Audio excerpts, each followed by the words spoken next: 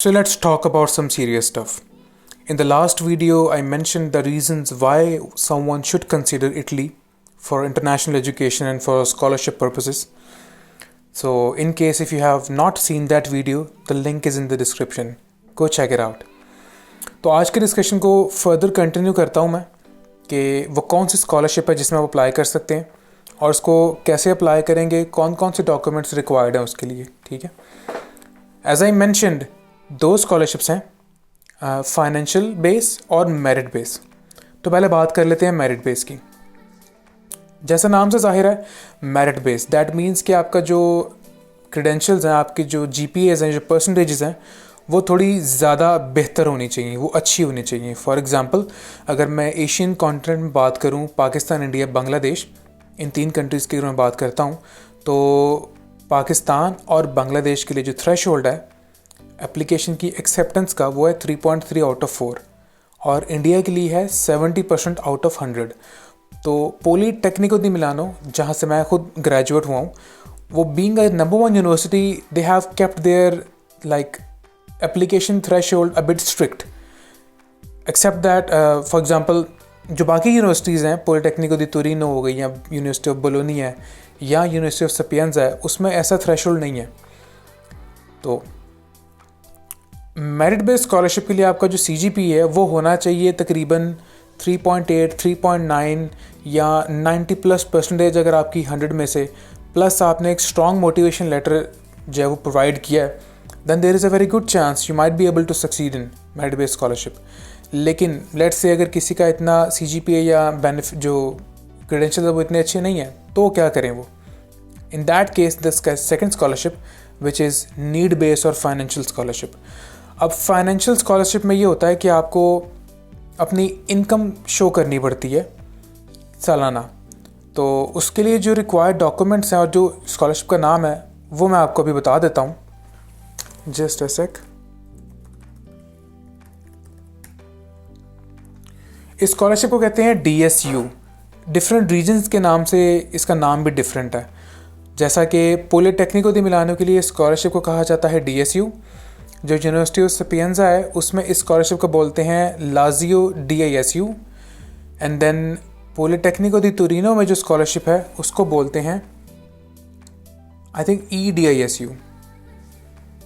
However नाम different है, लेकिन जो एप्लीकेशन के डॉक्यूमेंट्स हैं वो एक आध शायद एडिशनल हो सकता है, लेकिन इन मेजॉरिटी केसेस सेम है. अभी मैंने चंद देर पहले एक वीडियो देखी, उसमें बताया जा रहा था कि आपको कोई टेस्ट पास करना पड़ता है यहाँ पे स्कॉलरशिप को अचीव करने के लिए आके. सो ऐसा कुछ भी नहीं है. चीज़ों को कॉम्प्लेक्स नहीं करूँगा मैं, बहुत सिंपल है, बहुत इजी है. आपने करना सिर्फ इतना है कि जो आपकी सालाना इनकम है आपने वो प्रूव करनी है. कैसे प्रूव करनी है? उसके लिए जो डॉक्यूमेंट्स रिक्वायर्ड हैं वो है आपका फैमिली इनकम सर्टिफिकेट, आपकी जो प्रॉपर्टी सर्टिफिकेट है या जो बैंक स्टेटमेंट है. तो उसमें आपने करना ये है कि जी इन चीज़ों को FBR से आपने, FBR और MOFA, ministry of foreign affair, इनसे आपने अटेस्ट करवा लेना है. ठीक है. और आपने इसको सबमिट करना है यूनिवर्सिटी को. तो होता ये है कि अगर मैं बहुत ज़्यादा डिटेल में इतना जाना नहीं चाह रहा मैं, लेकिन थोड़ा सा समराइज़ करता हूँ. स्कॉलरशिप की कैटेगरीज़ हैं as on the basis of your income, कि आपकी इनकम किस ब्रैकेट में फॉल कर रही है. ब्रैकेट 1 है, फिर 2 है, फिर 3 है. तो होता ये है कि जो एशियन कंट्रीज से बच्चे आते हैं, जो स्टूडेंट्स आते हैं, अब जो हमारी करेंसी होती है, वो जो भी करेंसी है उसको जब यूरोज़ में कन्वर्ट करते हैं तो एक कम अमाउंट बनती है. मैं अगर आपको एक आइडिया देना चाहूँ, फॉर एग्ज़ाम्पल अगर मैं कहता हूँ कि पाकिस्तान में मैंने 2 लाख कमाया साल में, तो अगर मैं उसको यूरो में कन्वर्ट करूँगा तो वो एक साल का सिर्फ 1000 यूरो बनेगा शायद. एक जस्ट सिंपल गैस दे रहा हूँ, एंड देयर इज़ नथिंग. ठीक है. तो अगर इनकम ज़्यादा भी है तो अगर आप मेंशन करेंगे तो वो यूरोपियन स्टैंडर्ड के हिसाब से कोई बहुत ज़्यादा नहीं बनेगी. सो जेन्युइनली और naturally you fall in the category of merit based scholarship. Politecnico di Milano के पॉइंट ऑफ व्यू से एक चीज़ और मैं बता दूँ. हाउएवर स्कॉलरशिप सारी यूनिवर्सिटीज़ में सेम अमाउंट की मिलती हैं, जो कि होती है 50 to 100 यूरोज़ पर एनम. लेकिन पॉलीटेक्निको दी मिलानो में आपको 1 पर डे मेंसा भी मिलता है. Mensa stands for, you can say, ticket for food. इसमें आप किसी रेस्टोरेंट से भी खा सकते हैं, या फिर आप ख़ुद से ग्रोसरी बाय करके शॉपिंग कर सकते हैं, जो कि ज़्यादा इकोनॉमिकल और ईजी रहता है, फिजिबल रहता है, ठीक है। एंड फर्दरमोर जो पॉलीटेक्निको दी मिलानो की जो रेजिडेंसीज़ हैं वो बहुत ज़्यादा टॉप नॉच हैं, जिसमें आपको अकोमोडेशन मिल जाती है। अब होता ये है कि जो आपको पैसे मिलते हैं स्कॉलरशिप के, वो अकोमोडेशन के पैसे डिडक्ट करके मिलेंगे इन केस आपको स्कॉलरशिप मिल रही है। तो जैसा कि मैं चंद नाम बताता हूँ आपको, जिसको जो अकोमोडेशंस हैं पॉलीटेक्निको दी मिलानो की, रेजिडेंजा गैलीलियो, रेजिडेंजा दी परेतो, आइंस्टाइन, न्यूटन, ठीक है। ये रेजिडेंसीज हैं यूनिवर्सिटी की, और डिपेंड करता है कि आप कौन से कैंपस में हैं। अगर तो आप लियोनार्डो कैंपस में हैं तो आपके लिए जो रेजिडेंसा दी गैलीलियो है वो ज़्यादा सूटेबल है, और अगर आप रहते हैं दूसरे कैंपस में जो बुवीसा कैंपस है, जहाँ पे मैनेजमेंट, एनर्जी इंजीनियरिंग और मैकेनिकल इंजीनियरिंग के सब्जेक्ट्स को पढ़ाया जाता है, वो है बुवीसा कैंपस। उसमें अगर आप प्रेफर कर रहे हैं कि आपका वो प्रोग्राम है, तो आपको डेफिनेटली नियर बाय रेजिडेंस चाहिए जो आपको अप्रोच करने में आसानी हो, क्लासेस लेने जाना है आपने, तो वो है रेजिडेंसा दी परेतो और दूसरी है रेजिडेंसा न्यूटन, ठीक है।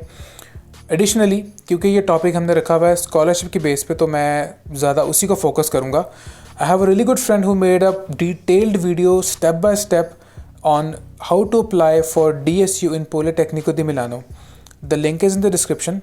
So I highly recommend to go watch that video till end so that you have an idea. However, the video is 3 years old, but I believe that the idea of the documents is still same till day today. If there is any 1 or 2 additional documents, you can arrange that. I'll also gonna mention Facebook link in the video description, on which you can just write your queries and discuss your doubts and stuff. Furthermore, in case अगर किसी को problem हो रही है कि motivation letter में किस तरह से उसको लाइक अपीलिंग बनाया जाए, पढ़ने में इंटरेस्टिंग बनाया जाए, you can just write a comment in the video. And so इस वीडियो में इतना ही. Hopefully I'm gonna come with some other interesting topic in the next video. Till then, take care, stay blessed, stay happy, stay safe. Bye.